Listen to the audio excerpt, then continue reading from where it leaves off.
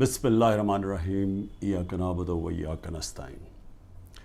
میرے پاکستانیوں، جب میں ایک بہت کیس لڑ رہا تھا جو کہ انگلینڈ میں سب سے اہم کیس تھا، یعنی 3 ہفتے کے لیے برطانیہ کی ساری اخباروں کی وہ ہیڈ لائنز تھا، اور وہ اس کی جو کیس کی جو پروسیڈنگز تھیں وہ شام کو ہر ٹیلی ویژن چینل کی ہیڈ لائنز تھی۔ بڑا امپورٹنٹ، انگلینڈ کا سب سے بڑا کھلاڑی تھا اس وقت، اور میرے پر انہوں نے کیس کیا ہوا تھا۔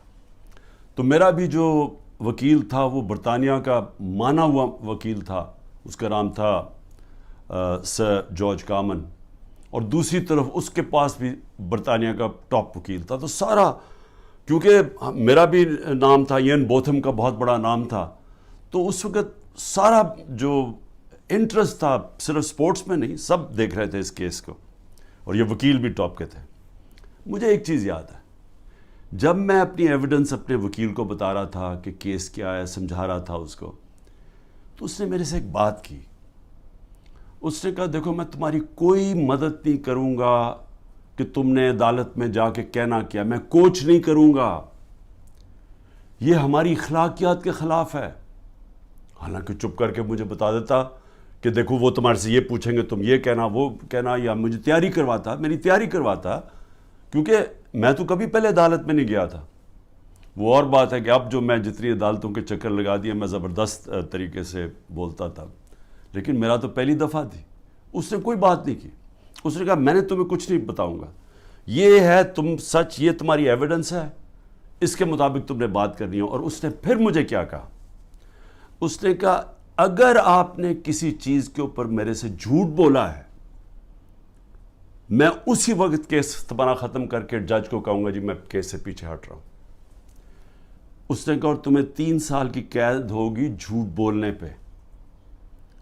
تو مجھے ابھی بھی یاد ہے کہ وہ میں بڑا ایک طرح مجھے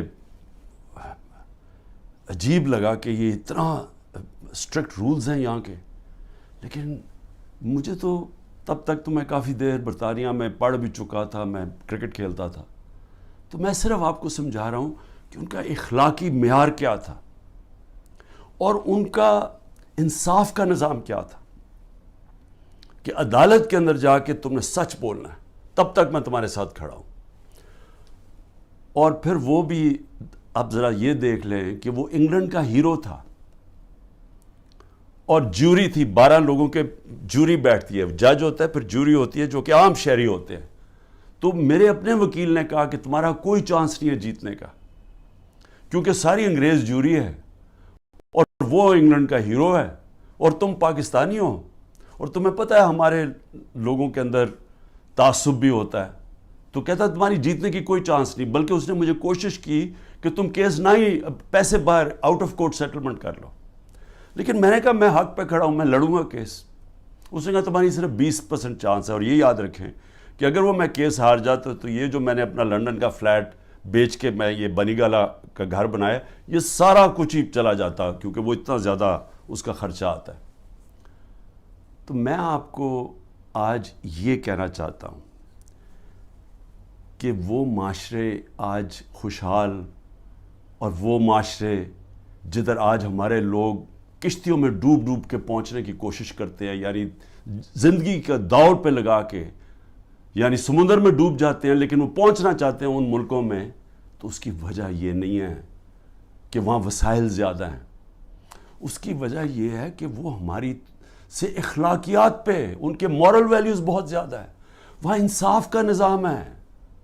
جو میں بار بار میں نے تو پارٹی شروع یہ کی، وہ جب میں نے دیکھا ادھر، جو میں نے ان کے جو ملک دیکھے، تب میں نے فیصلہ کیا کہ ہم تو تباہ ہو جائیں گے، کیونکہ وہ اتنے زیادہ آگے نکل گئے ہمارے سے کہ ان کی اخلاقیات، ان کا جو امر بالمعروف ہے، ان کا وہ ہمارے نبی صلی اللہ علیہ وسلم کی جو وہ رحمت للعالمین ہے نا، جو میرے نبی کی سنت پہ چلے گا، کوئی بھی سنت اڈیپٹ کرے گا تو وہ تو ہر انسان کے لیے آئے تھے۔ تو انہوں نے جب کہا تھا کہ تمہارے سے پہلے بڑی قومیں تباہ ہوئیں جدھر طاقتور جب جرم کرے تو اس کو نہ پکڑو اور صرف کمزور کو پکڑو، وہ یعنی طاقتور قانون سے اوپر ہو۔ اب اصولاً اس کو جیت جانا چاہیے تھا، کیونکہ میں تو پاکستانی تھا، وہ برطانیہ کا ہیرو تھا، لیکن انصاف کا نظام یہ تھا کہ پاکستانی جا کے وہاں کیس جیت جاتا ہے۔ اور یاد رکھیں کہ یہ روایت مدینہ کی ریاست سے ہمارے لیے، تب وہاں ایسا انصاف نہیں تھا۔ جب مدینہ کی ریاست بنی تو یہ مغربی ممالک میں کوئی انصاف نہیں تھا، وہاں بھی جنگل کا قانون تھا۔ ہم مسلمانوں کے اندر میرے نبی صلی اللہ علیہ وسلم نے وہ انصاف کا نظام لے کے آئے تھے کہ حضرت علی ایک یہودی شہری سے، جبکہ وہ خلیفہ وقت تھے، کیس ہار جاتے ہیں کیونکہ قاضی ان کے بیٹے کی گواہی قبول نہیں کرتا۔ سوچے حضرت علی کا کیا مقام ہے، لیکن انصاف کا نظام دیکھیں، اور ایک اقلیت ایک خلیفہ وقت کو سے کیس جیت جاتی ہے۔ نبی صلی اللہ علیہ وسلم نے اس لیے کہا تھا کہ وہ قومیں تباہ ہو جاتی ہیں۔ یہ یاد رکھیں کہ ہم تباہی کی طرف جا رہے ہیں، کیونکہ طاقتور آج قانون سے اوپر ہے۔ اور میں اس لیے آپ کو یہ بات چیت اس لیے آج آپ سے کر رہا ہوں، اور میں آپ کو مثالیں دینے لگا ہوں کہ ہو کیا رہے ہیں ہم تباہی کی طرف جا رہے ہیں، کیونکہ میرے نبی نے 1500 سال پہلے کہہ دیا تھا کہ طاقتور قانون چوری کرے تو اس کو بچ جائے، تو جو کمزور ہو وہی صرف جیلوں میں جائے۔ تو یہ ہو رہا ہے آج پاکستان، ابھی سے نہیں ہو رہا، کافی دیر سے ہے، لیکن اب تو اس انتہا پہ پہنچ گیا ہے کہ ہمیں خوف آنا چاہیے کہ یہ ملک اب جا کدھر رہا ہے۔ مجھے خوف آ رہا ہے، میں کوئی پالیٹکس کی وجہ سے یہ بات آپ سے نہیں کر رہا، مجھے اپنے ملک کا خوف آ رہا ہے، کیونکہ میں نے ملک چھوڑ کے نہیں جانا۔ لوگ جو بھاگ جاتے ہیں ملک سے، یا جو اپنی، میرے بھی بڑا آسان ہے، اگر میں دنیا میں باہر جاؤں تو میں جا سکتا ہوں، میرے لیے تو عمران خان کے لیے دروازے کھلے ہیں، لیکن عام لوگوں کی میں آج بات کر رہا ہوں۔ آپ جب سب سن رہے ہیں، کتنے لوگ آپ باہر چلے جائیں گے؟ تو یہ تو وہ میرے نبی نے جو 1500 سال پہلے کہا، ہم تو وہ تیزی سے ادھر جا رہے ہیں، اور ہمارا وہ آج جو وہاں ہو رہا ہے، خیر اس پیمانے میں تو نہیں پہنچ سکتے کہ میرے نبی نے کہا میری بیٹی نے بھی جرم کیا تو اس کو سزا ملے گی، قانون سے اوپر کوئی نہیں۔ حضرت ابو بکر نے آتے ساتھ ہی پہلی سٹیٹمنٹ، میں انصاف قائم کروں گا، طاقتور کو قانون کے نیچے لے کے آؤں۔ حضرت عمر نے اپنے بیٹے کو سزا دلوائی اس نے جب قانون توڑا۔ ہم تو وہ ان کی امت ہیں جو دنیا کے سب سے عظیم لیڈر ہیں، اور آج یہاں جو ہو رہا ہے، وہ ملک جو اسلام کے نام پہ بنا تھا، ہمیں شرم آتی ہے، دنیا ہمیں دیکھتی ہے، ہمیں شرم آتی ہے کہ یہ ہو کیا رہا ہے اس ملک کے ساتھ۔ مولانا رومی سے جب پوچھا کہ قوم کیسے مرتی ہے جو ہم آج نیچے جا رہے ہیں، تو انہوں نے کہا جب وہ اچھے اور برے کی تمیز ختم کرتی ہے، جب وہ امر بالمعروف سے ہٹ جاتی ہے، جب وہ طبقہ جو ملک کا سب سے بڑا جرم کرنے والا طبقہ ہے، جب اس کو ہم اوپر بٹھا دیتے ہیں، کیونکہ ایک آدمی فیصلہ کرتا ہے بند کمروں میں، تکبر سے بھرا ہوا، پاور اتنی اس کے پاس، وہ بڑے زور و شوروں سے فیصلہ کر رہا ہے کہ جناب عمران خان کو ہٹا کے تو میں نے ان کو، اور شہباز شریف سے تب سے اس کی بات چیت چل رہی تھی جنرل باجوہ کی۔ اب تو آج خواجہ آصف کا بیان آ گیا کہ ابھی ایک سال میری گورنمنٹ کو نہیں ہوا تھا، وہ کہتا تب سے سوچ رہا تھا کہ اس کو گرانے کا۔ بھئی تمہاری اس کی حیثیت کیا تھی؟ الیکٹ کر کے میں آیا ہوں، پبلک کے ووٹ سے میں آیا ہوں، ذمہ داری میری ہے، لیکن اس نے فیصلہ کر لیا۔ اور یہ یاد رکھیں کہ یہ جو آج ہو رہا ہے یہ ملک کے ساتھ، یہ سب سے بڑا جنرل باجوہ اس کا ذمہ دار ہے۔ آپ کو پتہ ہے کہ جو ہم نے IMF میرے پاس آئی ملنے ہیں، جو ہم نے، کیونکہ گورنمنٹ ڈیفالٹ کرنے جا رہی تھی، اس لیے ان کو یہ $3 ارب IMF کا چاہیے تھا۔ IMF کی سٹینڈ بائی ایگریمنٹ کی اس لیے ضرورت ہے کہ ہم ڈیفالٹ کرنے جا رہے ہیں۔ ڈیفالٹ کا مطلب یہ سمجھ جائیں کہ جس وقت پاکستان ڈیفالٹ کرتا، ہماری یہ جو معیشت کے ابھی حالات ہے، اس لیے بالکل ہی بیٹھ جانا تھا، کیونکہ فنڈنگ بھی باہر سے ختم ہو جانی تھی، اور وہ نہیں ختم ہونی تھی، جو پھر اس کے بعد مہنگائی آنی تھی۔ اور آج جو مہنگائی کا حال ہے، آپ تصور کریں نا کہ میں سارے تنخواہ دار طبقہ جو آج بیٹھا ہوا ہے، غریب لوگ، پینشنرز، مزدور، جو آج مہنگائی ہے، اگر ڈیفالٹ کرتا اس سے دگنی مہنگائی ہو جانی تھی، اس لیے ہم نے فیصلہ کیا، حالانکہ وہ سوچیں 10,000 لوگ ہمارے جیلوں میں ہیں، عمران خان کے اوپر 180 کیس ہو چکے ہیں، پہنچ گئے ہیں 180 تک، ہماری سینئر لیڈرشپ جیل میں ہے، لوگ انڈر گراؤنڈ میں گھر توڑ رہے ہیں، ان کے ہر قسم کا ان کی بزنسز بند کر رہے ہیں. اس کے باوجود اپنے ملک کے لیے ہم نے کہا ٹھیک ہم یہ اگریمنٹ کرتے ہیں تاکہ ملک نہ بیٹھے. لیکن سوال میرا کچھ اور ہے. میرا سوال یہ ہے کہ جدھر آج ہم کھڑے ہیں، کیا یہ جو اوپر حکمران ہیں ان سے ہمیں کوئی امید لگائی جا سکتی ہے؟ نہیں لگائی جا سکتی. کیوں؟ کیونکہ یہ اوپر بیٹھے اس لیے نہیں ہیں کہ انہوں نے ملک ٹھیک کرنے آئے ہیں. یہ میں آپ کو بتاؤں گا، یہ صرف اور صرف جو میں آپ کو 5 سال پہلے سے کہہ رہا تھا، یہ NRO والے لوگ ہیں جو میرے پیچھے صرف پڑے ہوئے تھے، سب اکٹھے ہو کے جی PDM بن گئی ہے جی، ڈیموکریٹک الائنس ہے. صرف مقصد ایک تھا کہ کسی طرح کرپشن کے کیسز سے یہ نکلے، اور میں اسی پہ چل رہا تھا. اپنے نبی صلی اللہ علیہ وسلم انہوں نے جب فرمان دیا کہ قومیں تباہ ہو جاتی ہیں، طاقتور کو اگر آپ معاف کر دیں، اس کو وہ چوری کرے اس کو نہ پکڑیں، تو آج وہی ہو رہا ہے. ساری جنرل باجوہ اس کو جب اعظم سواتی کو اس نے مار پڑوائی، اس نے یہ ٹویٹ لکھا نا، شکریہ جنرل باجوہ آپ نے NRO 2 جو دیا ہے ان لوگوں کو، اس کے اوپر اس نے اس کو مار پڑوائی اور اس کے اوپر تشدد کروایا. تو آج یہ ذرا سن لیں کہ ان کے کیسز، تاکہ پہلے یہ سن لیں اور پھر سنیں کہ جو میرے سے اب کس طرح کے کیسز کیے جا رہے ہیں، ذرا سے موازنہ کر لیں. سب سے پہلے نواز شریف کا کیس. وہ کیس کیا تھا؟ انٹرنیشنل انکشاف ہوتا ہے، پینما پیپر، دنیا کے اندر ایک انکشاف ہو جاتا ہے جنہوں نے اپنے آف شور اکاؤنٹس میں کمپنیوں کے پیچھے پراپرٹیز لی ہوتی ہیں. تو بڑے بڑے دنیا کے اندر وزیر بھی تھے، کوئی ایک آدھ ملک کا پرائم منسٹر بھی تھا، اور بڑے نام اس کے سامنے آئے، بلکہ برطانیہ کا اس وقت پرائم منسٹر کا بھی نام آ گیا کہ اس کی بھی پراپرٹی ہے. دنیا میں شور مچ گیا. تو ادھر پتہ چلا کہ 4 جن سب سے مہنگے لنڈن کے علاقے میں جو مے فیئر کے فلیٹس ہیں، وہ نواز شریف کی بیٹی اس کی اصل مالکہ تھی. اب سب کو پتا تھا کہ اس کے پاس تو پیسہ نہیں، اس کا مطلب نواز شریف نے خریدے. اب یہ تھا کیس، 1.5 سال عدالت میں چلا. نواز شریف نے اسمبلی میں کہا ہاں یہ ہیں ہمارے فلیٹس مانے، اور کہا یہ ہیں ذرائع کہ جس کے ذریعے میں نے خریدے. جب عدالت میں کیس شروع ہوا تو وہ ادھر سے اور کہانی بدل گئی، وہ ذرائع غائب ہو گئے. اس نے کہا جی قطری کھاتا آ گیا کہ جی قطریوں نے ہمیں یہ کوئی ڈیل ہوئی تھی، کوئی قطریوں سے ڈیل ہوئی تھی تو انہوں نے ہمیں یہ مفت کے دے دیے فلیٹ. یہ اس کے بعد یہ کہانی آئی. پھر اس کے بعد کلیبری فونٹ آ گئی. عدالت کے اندر مریم نواز نے جھوٹ بولا، کیونکہ وہ جو جس فونٹ جس سے جو لکھی گئے تھے کانٹریکٹ، جو اس نے اپنے بھائی کے ساتھ کانٹریکٹ دکھایا، وہ جو اگریمنٹ تھی وہ ابھی تک ایجاد ہی نہیں ہوئی تھی. جب اس نے وہ 2007 میں ہوئی، انہوں نے 2006 میں، کیونکہ جعلی کانٹریکٹ تھا. جھوٹ کی سیدھی 3 سال سزا ہوتی ہے، وہ کچھ بھی نہیں ہوا. اس کے بعد جناب سزا ہو گئی بعد میں ایون فیلڈ میں، اور پھر دوسرا نواز شریف کا تھا، وہ ایک اور اس کی جو سزا تھی ہل میٹل یا اس کی عزیزیہ مل تھی، اس کے اوپر تو اس کو سزا ہو گئی. مریم نواز کو سزا ہو گئی.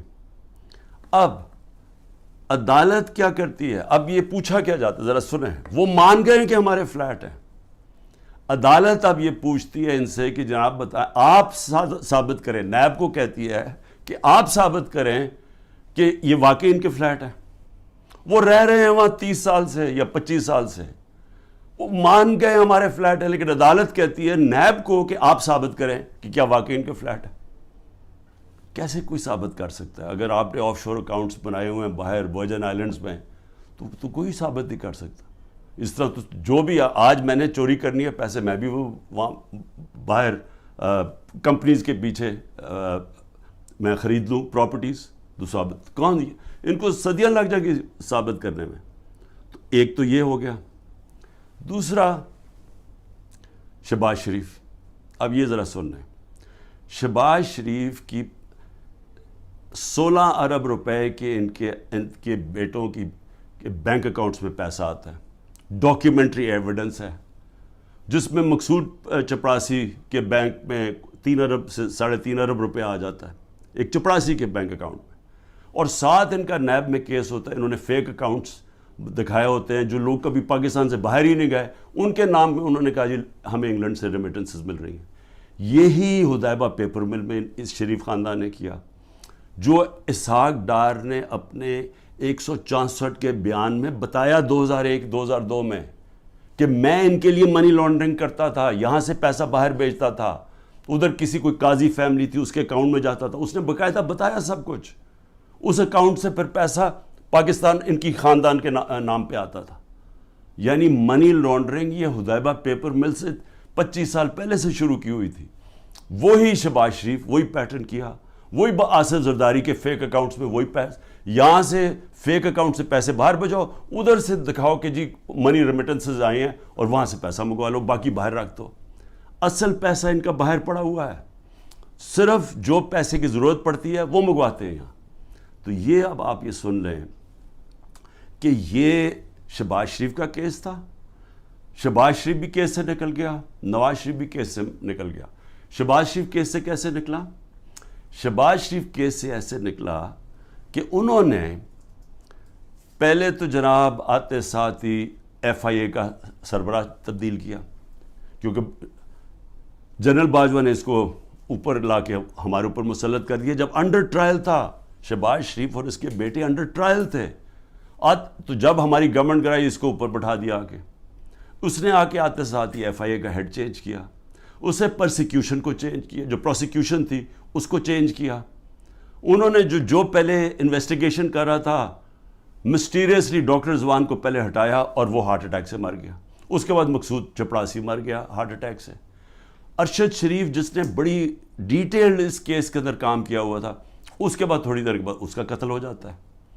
اور کوئی جج بھی انویسٹیگیٹ نہیں کرتا کہ جناب ڈاکیومنٹری ایویڈنس والیومز پڑی ہیں ان کی انویسٹیگیشن میں، وہ بھی ختم ہو جاتی ہے. ادھر سے نیب کا ہیڈ چینج کرتے ہیں. نیب کا ہیڈ جب چینج کرتے ہیں آفتاب سلطان، تو میں آج اس کو سلام کرتا ہوں کہ وہ جب آیا تو اس سے جب غلط کام کروانے کی کوشش کی، اس نے کہا میں نہیں کرتا، اور اس نے ریزائن کیا.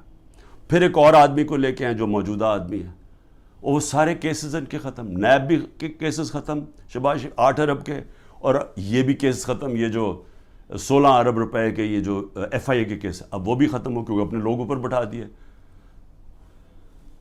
تو ادھر وہ ہو گیا. ادھر آصف زرداری کے فیک اکاؤنٹس کیسز تھے، وہ پہلے فریز ہوتے ہیں. جنرل باجوہ کی ڈیل ہو رہی ہوتی ہے آصف زرداری سے، پتہ نہیں کیا ڈیل ہے، وہ کرتے ہیں، وہ بھی سارا ختم ہو گیا. تو زرداری بھی پاک ہو گیا. زرداری وہ آدمی ہے جس کو 2 دفعہ نواز شریف نے جیل میں ڈالا تھا کرپشن میں، اور یہ حدیبہ پیپر مل نواز شریف نے بنایا تھا. یہ زرداری نے نواز شریف کے اوپر بنایا تھا. تو یہ کیسز پرانے چلے آ رہے ہیں، یہ ہمارے دور کے کیسز نہیں ہیں. لیکن جب ہمارا دور آیا تو جناب نیب تھی جنرل باجوہ صاحب کے نیچے، اس کے بعد سارے کیسز رک گئے. اور وہ تو خیر اب چیزیں سامنے آئی گئی ہیں کہ خواجہ آصف نے خود ہی کہہ دیا کہ ان سے تو بات چیت تو ان سے شروع ہو گئی تھی، تو کیسز ان کے کیسے آگے بڑھنے تھے. لیکن یہ سمجھ جائیں کہ جو آج اوپر طاقتور بیٹھے ہوئے ہیں، ان کی اربوں روپے کے کیسز معاف ہوئے ہیں. اور سب سے امپورٹنٹ چیز یہ ہے کہ یہ جب کیسز تھے یہ ان کی گورنمنٹ تھی. جو حمزہ شہباز اس ملک سے بھاگا ہے، وہ تو جب ایف آئی اے کا کیس آئے وہ جب ہماری گورنمنٹ تھی. لیکن جب نواز شریف کے بیٹے یہ ملک سے بھاگے ہیں تب تو ان کی گورنمنٹ تھی، کیونکہ ان سے پوچھا کہ جناب یہ مہنگے آپ کی پراپرٹیز کدھر سے آئیں. وہ باہر بھاگ گئے اور پھر کہتے جی ہم تو پاکستانی شہری نہیں ہیں، ہم برطانیہ کے شہری ہیں. اس کا مطلب کہ عمران خان اگر پرائم منسٹر بنے، یہاں سے چوری کر کے پیسے بھیجتا رہے اپنے بیٹوں کے سلمان اور قاسم کے اکاؤنٹس میں، اور کہے جی وہ تو پاکستانی شہری نہیں ہیں، تو وہ جواب دہی نہیں ہے. تو یہ بیٹے بھی باہر بھاگ گئے، انہوں نے کہا جی ہم جواب دہی نہیں ہیں. اس کے بعد دماد بھاگتا ہے شہباز شریف کا، وہ جب نیب اس کو کرپشن کیس پہ بلاتی ہے وہ باہر بھاگ جاتا ہے ان کی گورنمنٹ کے نیچے. پھر ان کا فائنانس منسٹر اسحاق ڈار ملک سے باہر بھاگتا ہے جب نیب بلا کے پوچھتے ہیں کہ جی آپ کے یہ اثاثے ہیں، یہ آپ کے آئے کدھر سے ہیں، یہ ایک دم آپ تیرے امیر کیسے ہو گئے، وہ بھی ملک سے باہر بھاگ جاتا ہے ان کے دور میں. تو میں سوال پوچھ رہا ہوں کہ میں کیوں نہیں باہر بھاگ رہا؟ ان کے اوپر تو 1-2 کیسز تھے. میرے اوپر تو 180 کیس بن چکے ہیں. تو میں کیوں نہیں ملک چھوڑ کے بھاگ رہا؟ کیونکہ انہوں نے چوری کی ہوئی تھی. ان کے ایسٹس ہیں, ان کے پاس اربوں روپے کے ایسٹس ہیں جو یہ بتا ہی نہیں سکتے کدھر سے آئے ہیں, اور ملک سے باہر لے کے منی لانڈرنگ کیا, دگنی کرائم ہے. اور میں اب آتا ہوں, 2 اور چیزیں میں آپ کو کہہ دوں. ہمارے 3.5 نیب کے سال میں 480 ارب روپیہ پاکستان نے نیب نے ریکور کیا چوری کا, کرپشن کا. 480 ارب روپیہ. اس سے پہلے سارے دور میں نیب نے 280 روپیہ ریکور کیا تھا. آج مجھے بتائیں کہ نیب سے کتنا پیسہ نیب نے کتنا پیسہ ریکور کیا؟ 1100 ارب روپیہ ریکور کرنا تھا. آج وہ کوئی پیسہ ریکور نہیں ہو رہا. اب نیب کا کام ہے کہ عمران خان کے اوپر کرو, یا جو ہمارے جو بھی اب مخالف ہیں ان سے پارٹی چھڑوانے کے لیے یا ان کو ڈرانے کے لیے. اب نیب کا صرف یہ کام رہ گیا. نیب جو پاکستان کے اندر, میں پھر سے کہتا ہوں, 480 ارب روپیہ ہمارے دور میں نیب نے ریکور کیا تھا, اور 1100 ارب روپیہ بچا ہوا تھا. انہوں نے قانون بدل دیے, ایک قانون بدل کے نیب کا قانون بدل دیا, اس میں بچ گئے. اور دوسرا اپنا نیب کا ہیڈ بٹھا دیا ہے, جس طرح کے باقی انویسٹیگیٹنگ ایجنسیز کے اپنے لوگ بٹھا دیے. میں اب آگے آپ کو ذرا تھوڑا سا اور, کیونکہ بڑا امپورٹنٹ آپ کے لیے سمجھنا کہ آج اس ملک کے ساتھ ہم ہو کیا رہے اور ہم جا کدھر رہے ہیں. اس میں آ جائیں کہ اب میرے اوپر کیسز ہیں. میرے اوپر انہوں نے, جس طرح میں نے کہا, 180 کیسز کیے ہوئے ہیں. لیکن میں اب ان میں ذرا آپ کو بتانے لگا ہوں کہ یہ کون سے یہ کیسز یہ 6 مختلف ٹائپ کیسز میرے اوپر کیے ہوئے ہیں. تو میں ذرا سمجھ جائے کہ یہاں اربوں روپے کی چوری ہے, اور 30 سال سے کیسز ان کے اوپر ہوتے آ رہے ہیں. مشرف نے NRO دیا, ادھر بچ گئے.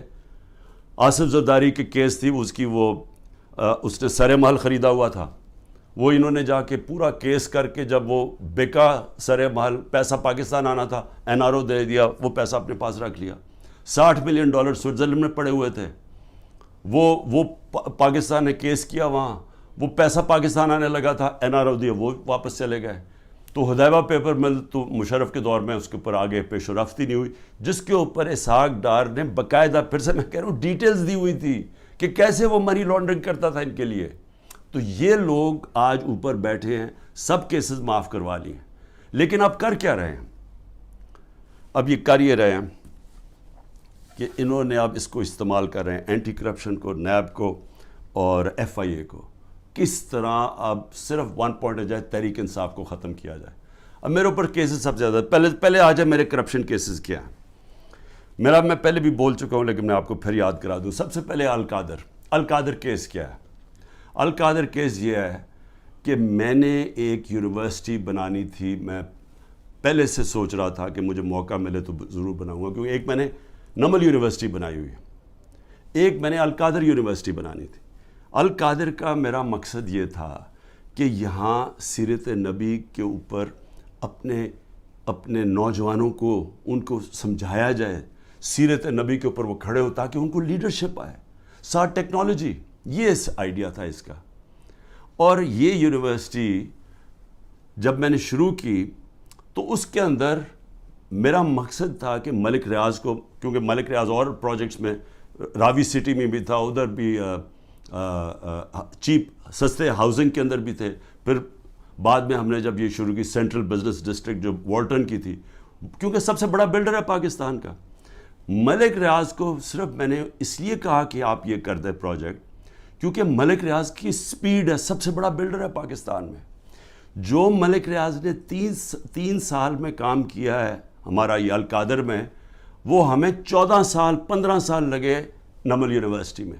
یعنی اتنا کنسٹرکشن کا کام ہمیں 15 سال جو لگا وہ اس نے 3 سال میں کر دیا, کیونکہ وہ سب سے بڑا بلڈر ہے. میرا تو یہ مقصد تھا. ملک ریاض نے کہا میں یہ خود ہی اسپانسر کرتا ہوں یہ آئیڈیا جو القادر کا ہے. اب یہ ہوتی ہے بات, یہ سمجھیں, یہ ہوتی ہے 2018 کی نومبر دسمبر کی بات ہے.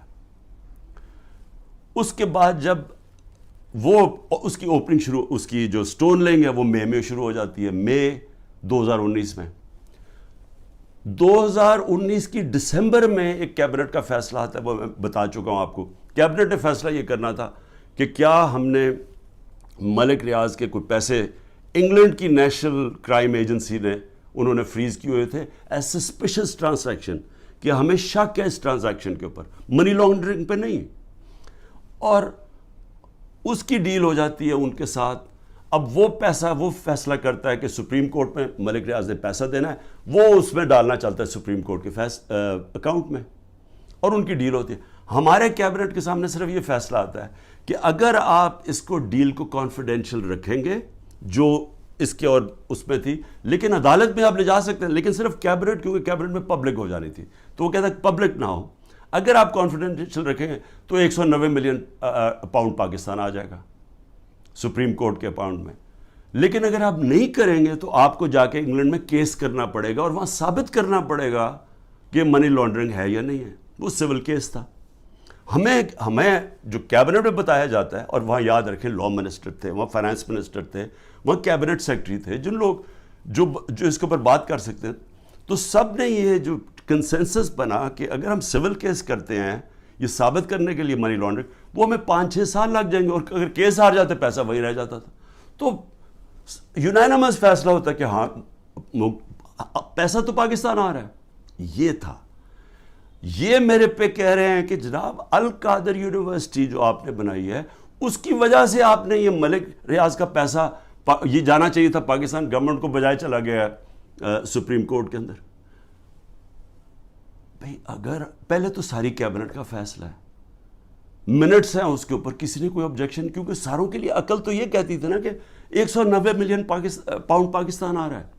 دوسرا, اگر آج آپ یہ سمجھتے ہیں کہ جی کوئی اس میں غلط ہوا ہے, اس کو گورنمنٹ کے پاس آنا چاہیے, سپریم کورٹ کو آپ لکھیں کہ جی غلط آ گیا, اس کو پیسے کو وہاں کریں, اور اگر وہ ملک ریاض آبجیکٹ کرتا ہے ہم جا کے انگلینڈ میں کیس کریں گے, ہم جا کے وہ ثابت کریں گے, ہمیں ثابت کرنا پڑے گا. یاد رکھیں ہمارے اوپر ہے پھر گورنمنٹ پہ کہ ثابت کریں کہ جناب یہ پیسہ منی لانڈرنگ کا تھا. اب یہ جو بھی وکیل جانتے ہیں ان کو پتہ ہے کہ وہاں ثابت کرنا آسان نہیں ہے. بہرحال ابھی کر سکتے ہیں. تو اس میں عمران خان کا کیا فائدہ ہوا؟ پیسے پڑے ہیں سپریم کورٹ میں, دوسری طرف وہ القادر کھڑی ہوئی ہے, وہ ایک ٹرسٹ چل رہا ہے. ٹرسٹ ڈیڈ کے اندر لکھا ہوا ہے کہ کوئی بھی ٹرسٹی, یا عمران خان اور بشرا بیگم کو اس لیے بنایا کیونکہ ان کو سیرت نبی میں انٹرسٹ ہے. جب آپ ٹرسٹ بناتے ہیں لوگوں کو ان کو لے کے آتے ہیں جو کہ اپنا ٹائم دے سکیں, کیونکہ اس میں کوئی تنخواہ تو ملتی نہیں ہے, اس میں کوئی ٹی اے ڈی اے نہیں ملتا. یہ آپ مفت تب کام کرتے ہیں جب آپ کا شوق ہو کسی چیز میں. ٹرسٹ چل رہا ہے, 100% وہاں اسٹوڈنٹس مفت پڑھ رہے ہیں. ٹرسٹ ہے, زمین ہے ساری ٹرسٹ کے نام پہ. اگر خدا نہ خواستہ یہ ٹرسٹ نہیں چلے گا, وہ واپس چلی جائے گی جس نے ڈونیشن دی ہے. میرا اس میں یا مجھے اس کا کیا فائدہ ہے؟ اس کو کہہ رہے ہیں کرپشن. اور دوسرا کرپشن سننے ذرا کیا ہے, توشہ خانہ. 70 سال سے پاکستان کا قانون کیا ہے؟ آپ کو کسی کو گفٹ ملتی ہے جب آپ پرائم منسٹر ہو, چاہے آپ گورنر ہو, چاہے آپ پریزیڈنٹ ہو, چاہے آپ آرمی چیف ہو, چاہے آپ وزیر ہو, چاہے آپ ملٹری سیکرٹری ہو, سب کو, اور ملتی ہے مڈل ایسٹ کے اندر جب جاتے ہیں وہ تحفے دے دیتے ہیں. اب وہ قانون کیا ہے؟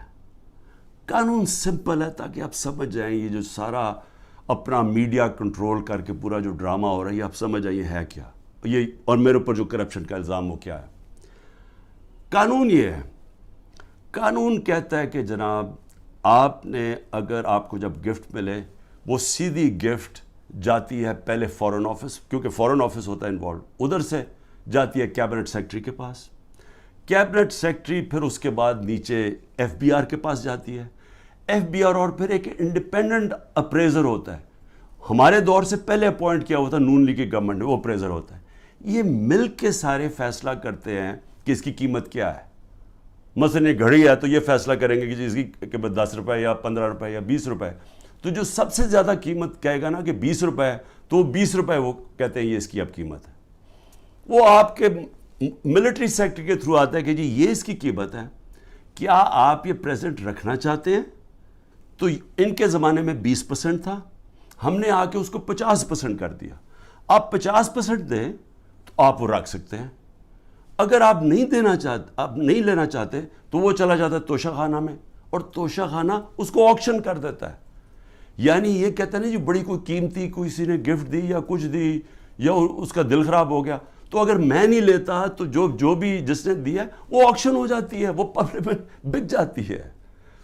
اچھا, اب میرے پہ الزام یہ ہے کہ جناب وہ جو گفٹ, جو میں نے چیزیں جو آئیں, اور اچھا میری پراپرٹی ہو جائے, میں جو مرضی اسے کروں, میں اسے بیچوں, گفٹ دوں, کہ یہ میری پراپرٹی ہے. کبھی آج تک 70 سال میں کسی سے پوچھا ہے کہ جو آپ کو گفٹ ملی آپ نے اسے کیا کیا؟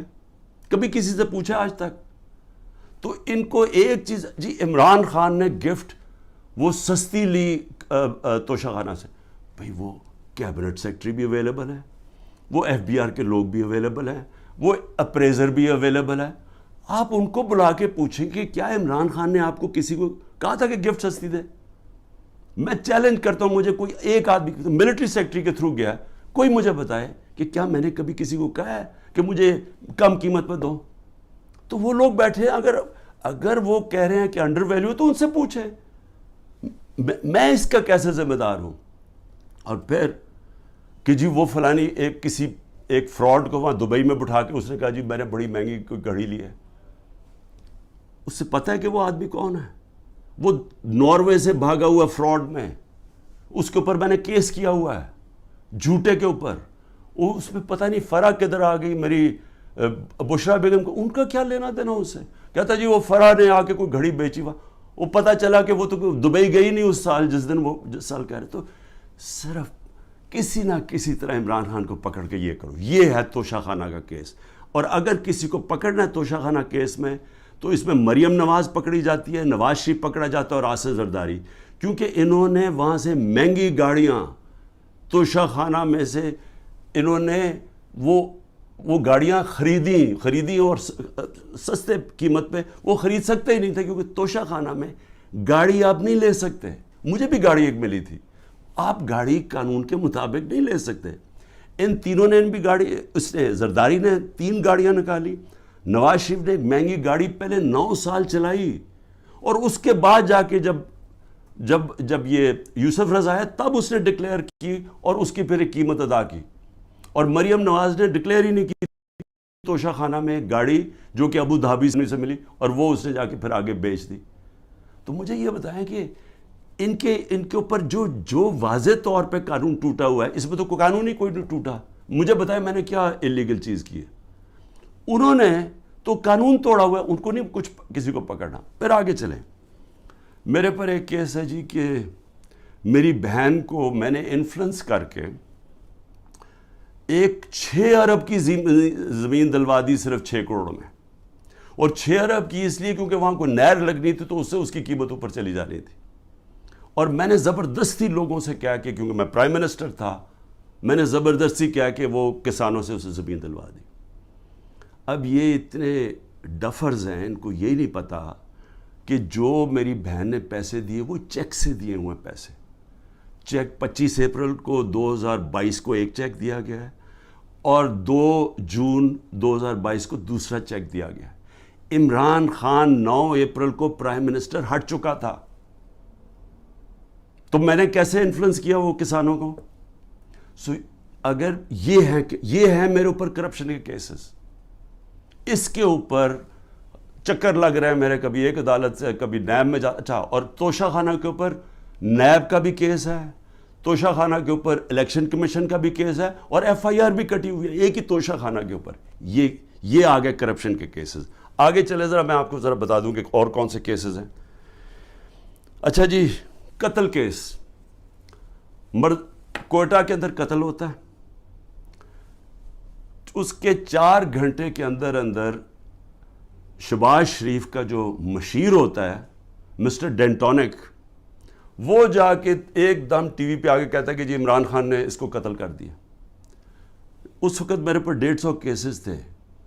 مجھے کیا پتا کہ کون سا کیس ہے, کون سا وکیل ہے. وہ ہمیں ریڈار پہ ہی نہیں تھا کہ پتہ نہیں وہ کیا کیس ہے. مجھے تو یہ نہیں پتا کیس کیا تھا. جی وکیل کو عمران خان نے قتل کروا دیا. اس کے بعد اس کے بیٹے کو اٹھاتی ہے پولیس. سارے کوئٹہ کو پتا کیا ہوا. کیونکہ ساری وکلا کمیونٹی کو پتہ ہے. اس کو 12 گھنٹے پولیس رکھتی ہے, سافٹ ویئر اپڈیٹ ہوتا ہے, اور اس کے بعد وہ ایف آئی آر میں عمران خان کا نام لے دیتا ہے کہ عمران خان نے قتل کیا. اس کے اگلے دن اس کی بیوی سٹیٹمنٹ, اس کی ویڈیو ریکارڈنگ سٹیٹمنٹ ہے کہ یہ میرے خاندان نے, رشتہ داروں نے اس کا قتل کیا ہے. اس سے پہلے ایک باقاعدہ ڈیمونسٹریشن ہوتی ہے اس وکیل کے خلاف کہ اس نے ہمارا قتل کروایا ہے. عدالت کو وہی وکیل جا کے کہتا ہے کہ میرے کیسز سے بھی میں نہ لگاؤ, یہاں لگاؤ کیونکہ ہماری دشمنیاں ہیں. اس کا قتل میرے پہ ڈال کے اور ایف آئی آر کٹ جاتی ہے 302 کی, اور کہتے ہیں جی آپ کوٹا جا کے اپیئر کریں. اور پھر اس سے پہلے ضلع شاہ کا جب 8 مارچ کو قتل ہوتا ہے, پولیس کسٹڈی میں, میرے اوپر پھر قتل کا کیس ڈال دیتے ہیں. میں گھر میں بیٹھا ہوا ہوں, مجھے پتہ ہی نہیں کیا ہو رہا, کیونکہ یہاں ٹیئر گیسنگ چل رہی تھی اس دن, کیونکہ ہم اپنی ریلی نکالنے لگے, پتہ چلا جناب ایک دم 144 پولیس نے لگا کے تو ریلی روک دی ہے. تو میں اندر بیٹھا ہوں, میرے اوپر 302 کا قتل کا کیس ہو جاتا ہے. 3 دن کے بعد جب ضلع شاہ کا پوسٹ مارٹم ہوتا ہے اور پتہ چلتا ہے کہ 26 جگہ اس کے اوپر تشدد کر کے اس کو قتل کیا. اب اس کے بعد پولیس پھنس جاتی ہے. پھر کیا کرتی ہے, نہیں جی وہ ایکسیڈنٹ ہوا ہے, اور ایکسیڈنٹ میں بھی پھر مجھے بات ہے کہ جی میں نے کوئی انفارمیشن نہیں دی, ایک اور ایف آئی آر کٹ جاتی ہے.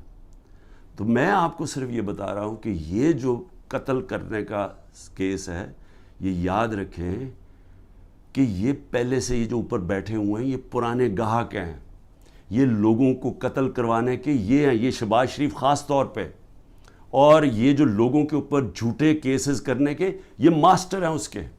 میں اب بات کر رہا ہوں یہ جب 97 سے 99 تک یہ شہباز شریف جب چیف منسٹر تھا اور بھائی صاحب اوپر پرائم منسٹر تھے, ذرا یہ چھوٹی سی ایک عابد باکسر نے اس کے اوپر کہا ہوا ہے ڈاکیومنٹری, وہ سنیں. میں سچو سبزہ زار تھا اس وقت, مجھے ایک سینئر افسر نے بلایا اور کلیئر یہ کہا کہ چیف منسٹر پنجاب شہباز شریف صاحب یہ 5 بندے سبزہ زار میں مروانا چاہتے ہیں. میں نے انکار کیا. میرے انکار کے بعد یہ ڈیوٹی انہوں نے اپنے لیفٹ ہینڈ, رائٹ ہینڈ نہیں لیفٹ ہینڈ عمر ورک کی لگائی, اور وہ عمر ورک نے 5 سبزہ زار میں بندے وہ قتل کیے. اس سے پہلے میں آپ کو بتا دوں کہ گارڈین کے اندر ایک آرٹیکل چھپتا ہے, یہ جب 97 سے 99 تک تھا شہباز شریف. آرٹیکل کیا ہے, اس میں کہتا ہے 850 ایکسٹرا جوڈیشل کلنگ پولیس مقابلے میں لوگوں کو مروایا جاتا ہے جب شہباز شریف چیف منسٹر تھا. اور اس کے اندر وہ ایمنسٹی انٹرنیشنل کنفرم کرتے ہیں کہ یہ بالکل ٹھیک ہے کہ پولیس انکاؤنٹر کے ذریعے شہباز شریف نے اس کے دور میں لوگ مروائے گئے. اب ذرا یہ سنیں کہ عابد باکسر کیا کہتا ہے. پنجاب میں جعلی مقابلوں کے لیے پولیس انسپیکٹرز کو کیسے مجبور کیا جاتا ہے. انکاؤنٹر اسپیشلسٹ عابد باکسر کی نئے ویڈیو میں سنسنی خیز انکشافات. مجھے حراست میں لے کر جھوٹے مقدمات میں نامزد کیا گیا, یہ ان کی جانب سے کہا گیا. کچھ چیزیں جو میڈیا اور پبلک کے سامنے لانا چاہتا ہوں کہ کس طرح شہباز شریف صاحب لوگوں کے ریکارڈ بنواتے ہیں, کس طرح انہیں جعلی پولیس مقابلے میں مارا جاتا ہے, کس طرح لوگوں کی جائیدادیں ہتھیائی جاتی ہیں. یہ تمام چیزیں میں آج پبلک کے سامنے رکھوں گا تاکہ وہ اس کا فیصلہ کر سکیں. میں 99 میں بطور S H O factory area تعینات تھا. میرے ماموں ایک رقبہ باغ گچا کی ملکیت کے دعویدار تھے. میاں صاحب اس کو خریدنا چاہتے تھے لیکن قیمت میاں صاحب کی مرضی کی ڈیسائیڈ نہیں ہو رہی تھی, جس کے بعد میاں صاحب نے اس کو ہتھیانے کا فیصلہ کیا.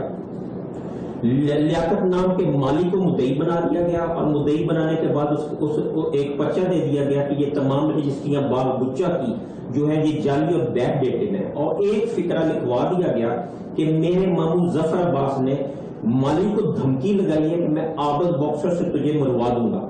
یہ جو بات یا یہ جو لائن ہے یہ اینٹی کرپشن لا کے مطابق کوئی جرم نہیں بنتا. زیادہ سے زیادہ اگر ہوتا تو 506 کا پرچہ میرے ماموں کے خلاف درج ہو سکتا تھا. میرے ماموں پہ پریشر ڈالا گیا, میرے ماموں یہ پریشر برداشت نہ کر سکے اور وہ بچوں کے ساتھ بیرون ملک چلے گئے. میاں شہباز شریف صاحب کے حکم پر مجھے معطل کر دیا گیا. معطل کرنے کے بعد مجھے گرفتار کر لیا گیا. گرفتار کرنے کے بعد مختلف تھانوں میں مجھے زیر حراست رکھا گیا. اس کے بعد ایک لیٹر حمزہ شہباز کا جو منظر عام پہ آیا, تمام پاکستان کے اخبارات میں چھپا. اس میں اس نے فواد حسن فواد صاحب کو لکھا کہ عابد باکسر کے خلاف سخت ترین ایکشن لیا جائے, اور ایک فقرہ آخر میں لکھا, please note it that we are not in the habit of listening the word legal or illegal. اس کے بعد مجھے اچھا جی, اب یہ ذرا سمجھ جائیں کہ جو قتل, اور اس نے شہباز شریف نے ایک اور میرے اوپر الزام لگا دیا ہے کہ میں آرمی چیف کو اب قتل کروانا چاہتا ہوں, کہ میں پلان کر رہا ہوں آرمی چیف کو قتل کروانے کے لیے. اور اس دیکھیں وہ جو ہوتا ہے نا, وہ کہتے ہیں کہ ایک انگریزی میں ہے کہ takes a thief to catch a thief, یعنی چور جو ہوتا ہے وہ چور کو پکڑ سکتا ہے کیونکہ چور چور کی طرح سوچتا ہے, کیونکہ یہ ساری زندگی یہ جرائم پیشہ لوگ ہیں, یہ اس کو پتہ ہے کہ عمران خان کوئی قتل نہیں کروانا ہے, ان کو پتہ ہے کہ نہ میں, سب کو کوئٹہ کو پتہ ہے نہ میں نے اس کو قتل کروایا نہ یہ ذل شاہ کو, لیکن یہ جھوٹے الزام لگانے کے یہ ماسٹر ہے. اچھا یہ قتل یہ ہو گیا, جب مرڈر کیسز, یہ میرے پاس ایک ایف آئی آر ادھر کی کٹی ہوئی ہے اور ایک انہوں نے ذل شاہ کے اوپر اور چینج کر کے کٹوا دیے. پھر آ جائے جی دہشت گردی. زیادہ تر اب میرے پر کیس دہشت گردی کی عدالتوں میں. اب وہ دہشت گردی کے کیسز کیسے ہیں؟ 9 مئی سے پہلے کیسز ہیں. وہ کیسز کیا ہے جناب؟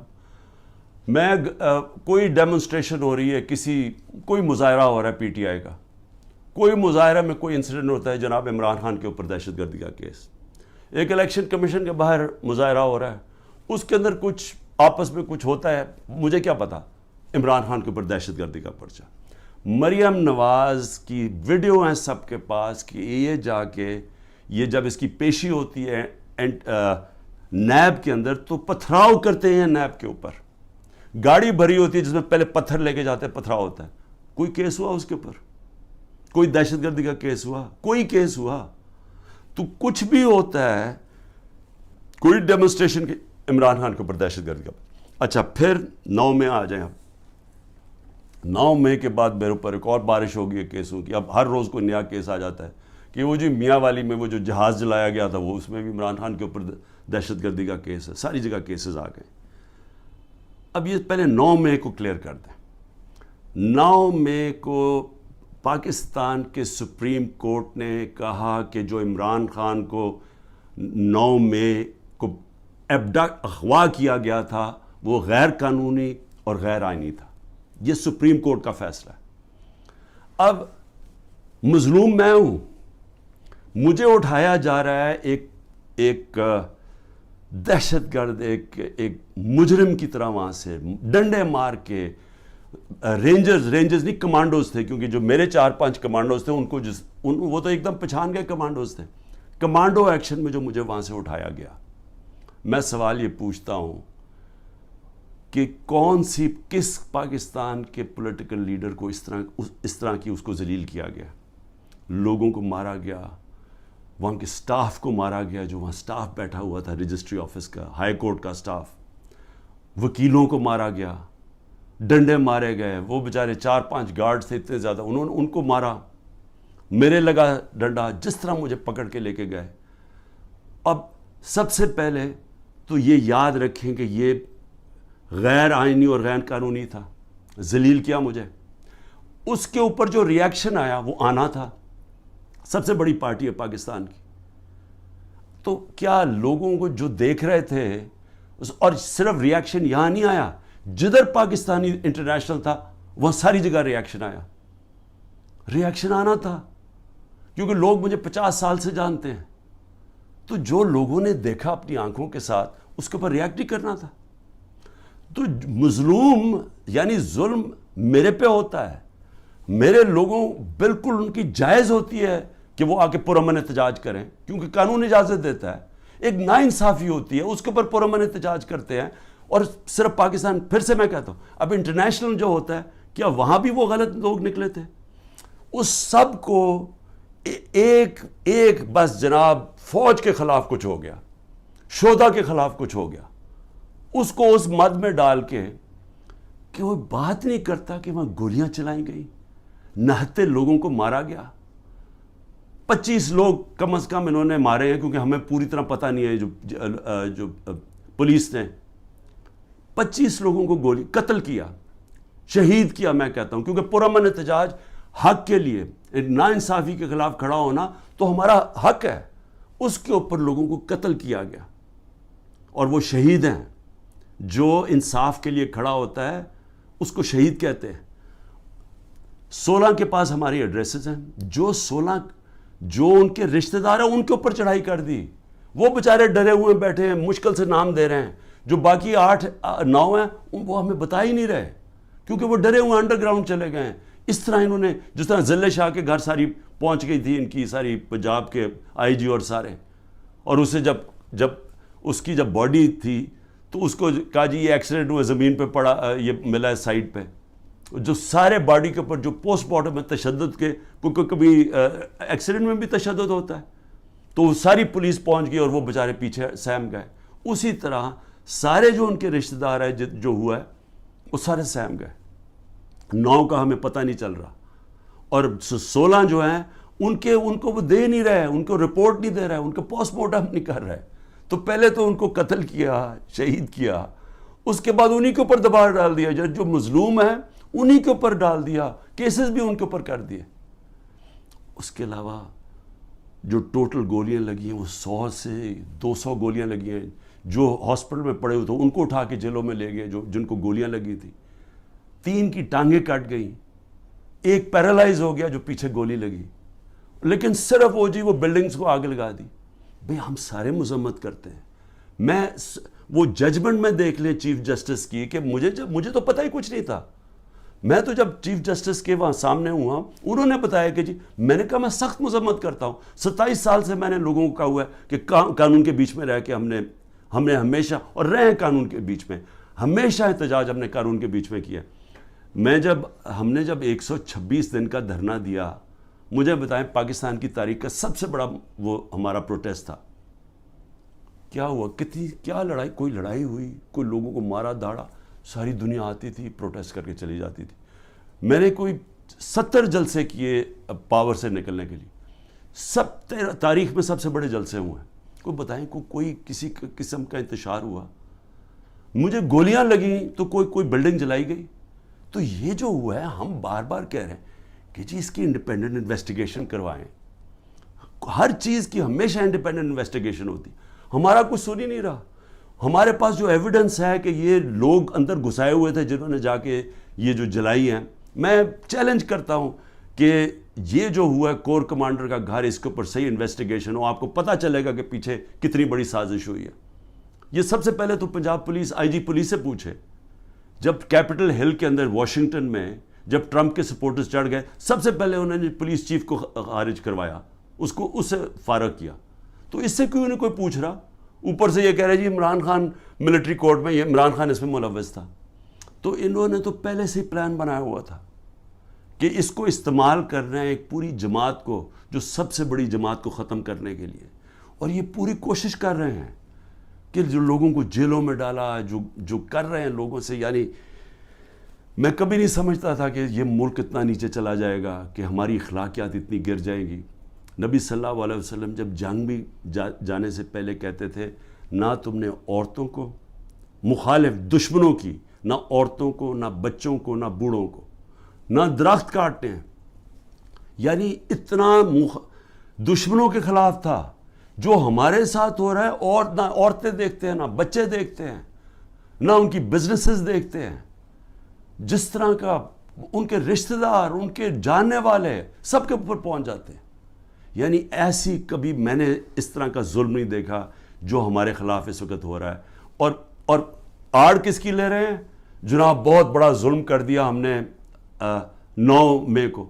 تو 9 مئی کو جو میرے سے ظلم ہوا, جو شروع ہی ہوا, جس کی وجہ سے سارا کچھ ریاکشن ہوا, اس کے اوپر تو کوئی انکوائری بھی نہیں ہوئی. اور اس لیے میں یہ ابھی تو جو کیسز اب بن رہے ہیں اس کی آڑ لے کے ہر دوسرے دن ایک نیا دہشت گردی کا کیس بن جاتا ہے, جو 180 تک پہنچ چکا ہوں. اور یہ اب ممکن ہی نہیں ہے میرے لیے کہ میں ساری جگہ بھاگا پھروں. کوئی میاں والی میں کیس ہے, فیصل آباد میں کیس, جدھر وہ 9 مئی کا بنا کے جس کو کیسز ہے. تو کوشش کر رہا ہوں, ملک سے تو نہیں بھاگوں گا, ہو سکے گا کہ ایک وقت ایسا آئے گا کہ میں یہ نہیں کر سکوں, جیل میں ڈال دیں گے, تیار ہوں میں جیل کے لیے. صرف ایک اور میں چیز کہنا چاہتا ہوں, یہ 144 سے لگا دیتے ہیں. ایک یہ نیا ڈرامہ شروع کیا, ہم اب الیکشن کیمپین 8 مارچ کو الیکشن کیمپین کا اپنا آغاز کرتے ہیں, 7 مارچ کو بیٹھ کے پولیس سے طے کرتے ہیں روٹ یہ لاہور کی کہ ہم اپنی, کیونکہ سپریم کورٹ 30 اپریل کا الیکشن اناؤنس کر دیتا ہے, تو ہم اپنی آغاز کرتے ہیں کیمپین کا. صبح پتہ تو چلتا ہے جی ایک دم ساری جگہ پولیس پہنچ گئی, راستے بند کر دیے ہیں, واٹر کیننز آ گئی ہیں, ٹیئر گیسنگ شروع ہو گئی, جو ریلی, اور میں گھر بیٹھا انتظار کر رہا ہوں, اب میں نے ریلی جوائن کرنی ہے, پتہ چلا جناب ٹیئر گیسنگ ہو گئی ہے, میرے گھر کے باہر پولیس پہنچ گئی ہے.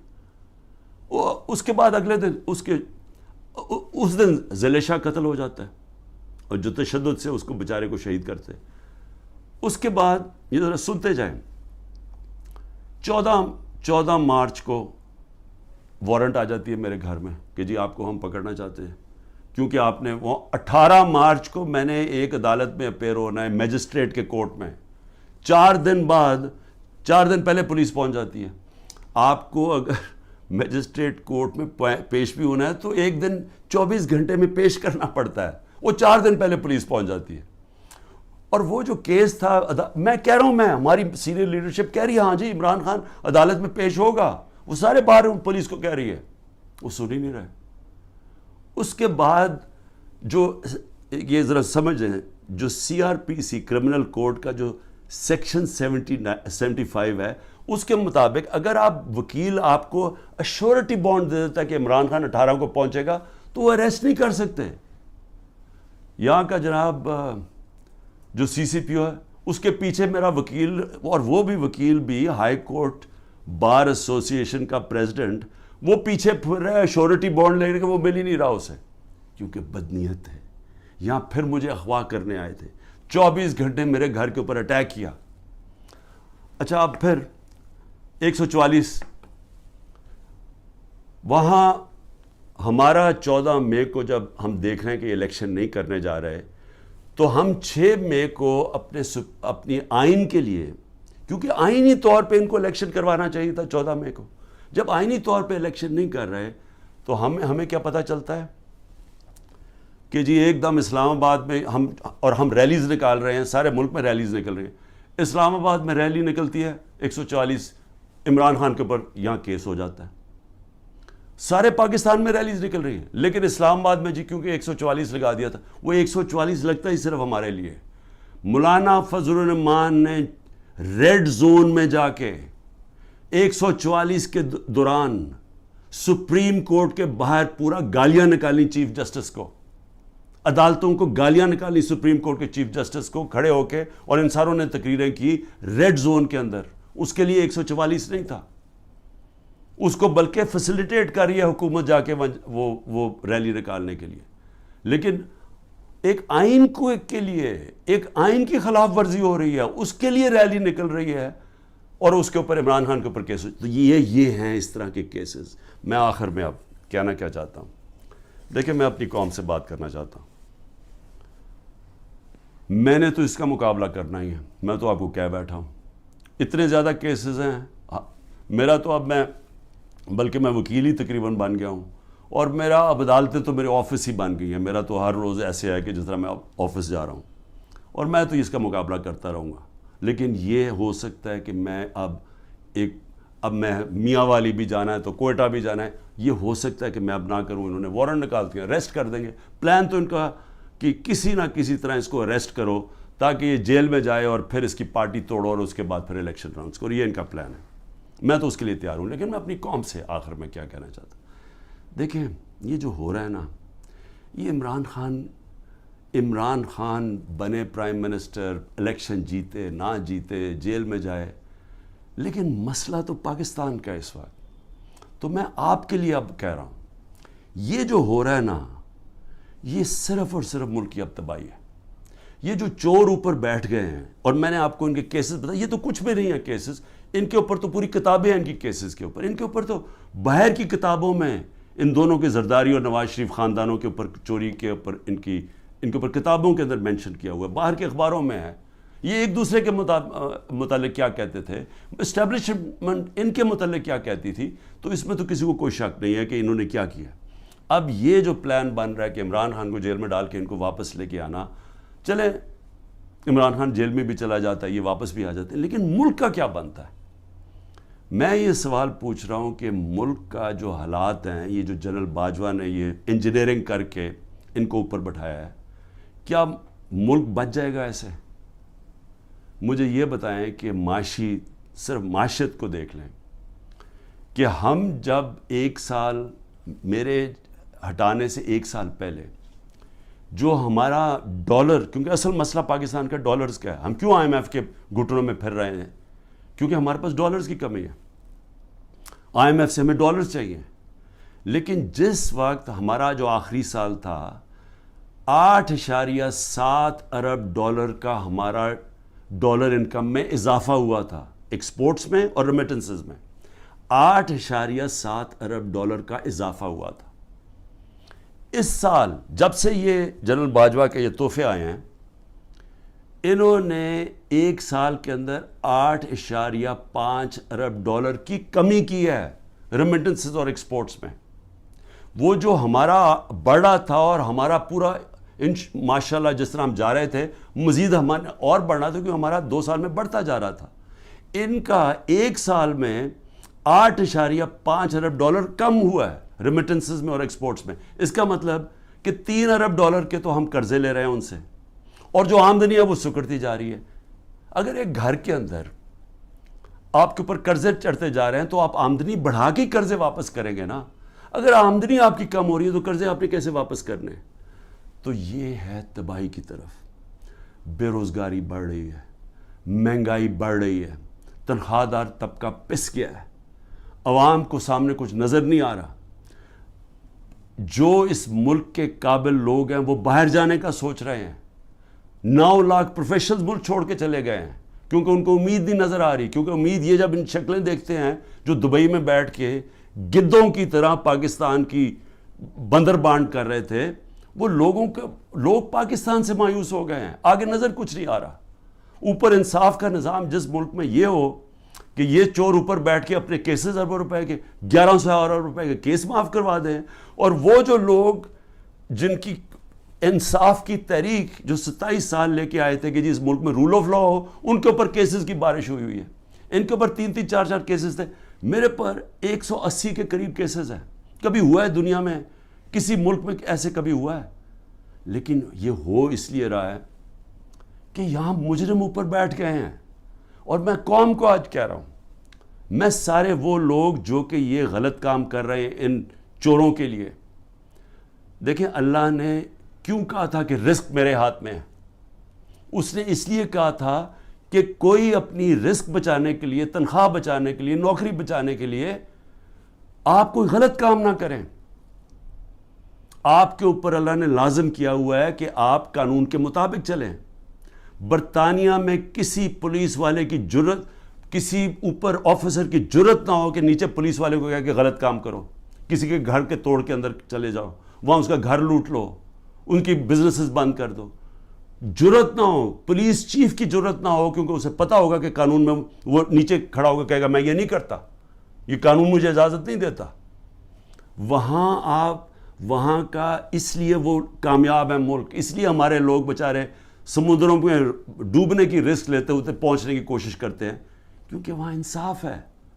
وہاں کسی کو غلط کام کرنے کے لیے آپ حکم نہیں دے سکتے, کیونکہ قانون ہے, انصاف ہے, رائٹس ہیں لوگوں کے, ان کے فنڈامنٹل رائٹس کی ان کی عدالتیں ان کی حفاظت کرتی ہیں. یہاں پکڑ کے جس کو مرضی اٹھا کے اندر جیلوں میں ڈال دو, جس کو مرضی تشدد کرو. جو تشدد کی کہانیاں ہیں اتنی خوفناک ہیں جو یہ اس وقت لوگوں کے اوپر ہو رہی ہیں, کہ پکڑ چن کے لوگوں کو اوپر تشدد کر رہے ہیں. انٹرنیشنل لا کے اگینسٹ ہے یہ. تو جو لوگ یہ سارے لگے ہوئے ہیں, نیب میں بیٹھے ہیں, FIA میں بیٹھے ہیں, پولیس میں بیٹھے ہیں, جو تنخواہ دار لوگ ہیں, میں ساروں کو آج کہہ رہا ہوں کہ دیکھیں آپ اللہ کو جواب دیں. آپ یہ جو چیزیں کر رہے ہیں, آپ اپنے ملک کی تباہی کے راستے پہ ملک کو لے کے جا رہے ہیں, اور آپ اپنی آخرت بھی تباہ کر رہے ہیں. آپ کو کوئی ضرورت نہیں ہے, جب رزق اللہ نے کہا میرے ہاتھ میں ہے, آپ کو غلط کام کرنا اور گناہ کرنا کی یہ نہ کہنا اوپر والے کو کہیں گے کہ نہیں جی میں تو کیا کرتا مجھے اوپر سے غلط آرڈر آیا ہے. آپ کا رائٹ ہے کہ غلط آرڈرز آپ نہ مانیں.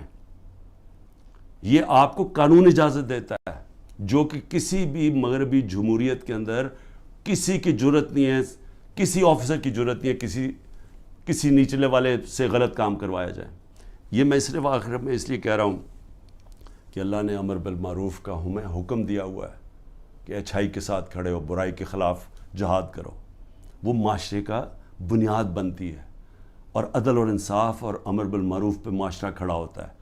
جو وہ معاشرہ اوپر جاتا ہے جو مدینہ کی ریاست میں ہوا تھا, اور اس کے جب آپ خلاف جائیں گے تو وہ آپ اپنے پھر تباہی کا راستہ اختیار کر لیتے ہیں, جو مجھے افسوس سے کہنا پڑتا ہے.